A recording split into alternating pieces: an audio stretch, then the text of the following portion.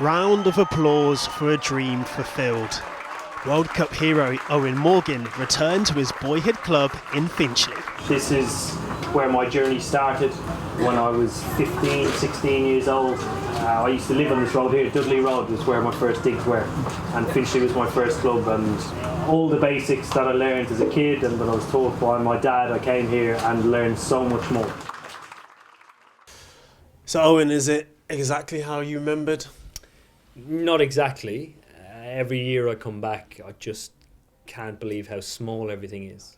I was obviously clearly a lot smaller back then when I played, but the changing room itself is absolutely tiny. I remember it being huge. I remember changing over there right in the corner, and it's just amazing to see, you know, the amount of people that have turned up here today, the support the club continues to get, but also trying to grow the game, and bringing this here tonight is awesome. And you talked about coming back every year. How important is it for role models to go back to the places where they first began? I think it's huge. I still train across in the gym 20 yards from here, and I'll come in when and where I can.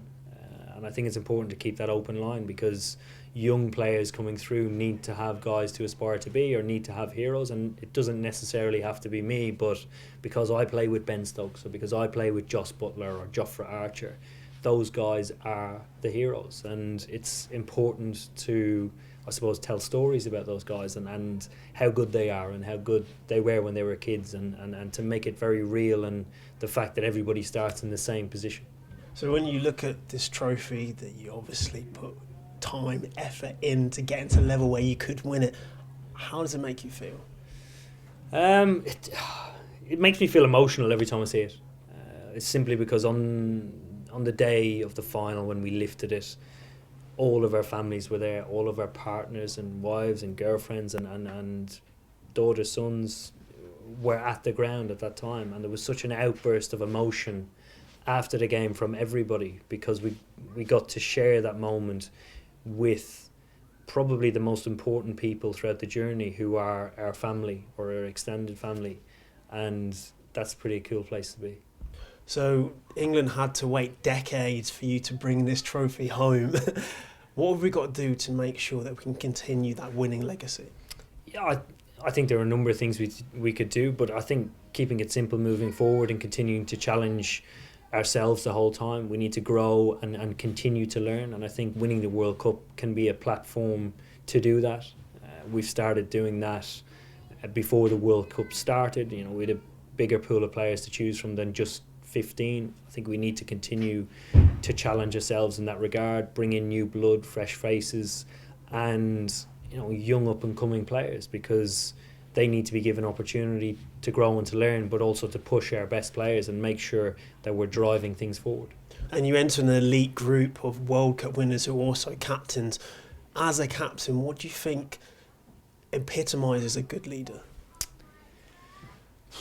I think there are a couple of things you need to be as a leader. The first one is authentic. You can't try and be anybody else. You have to try and be yourself. I think that's very important, because people realise if you're not being yourself, you're trying to be an actor.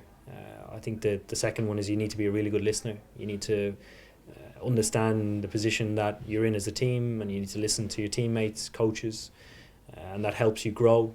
And also the third one is you need to be good at giving direction. So those three things are probably a good starting point for any aspiring young leader out there. So then, last question, for the young Eoin Morgan, the young Jofra Archer, the young Joe Root, who's thinking, I wish I could get to that level, what piece of advice would you give them?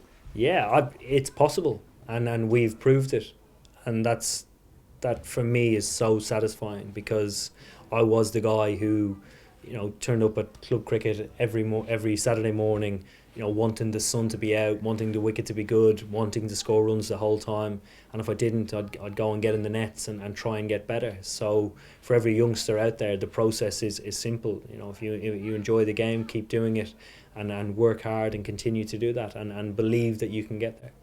Out of 11 tournaments, England have won the World Cup once. In terms of this trophy right here, how many times do you think you can get England's name on it?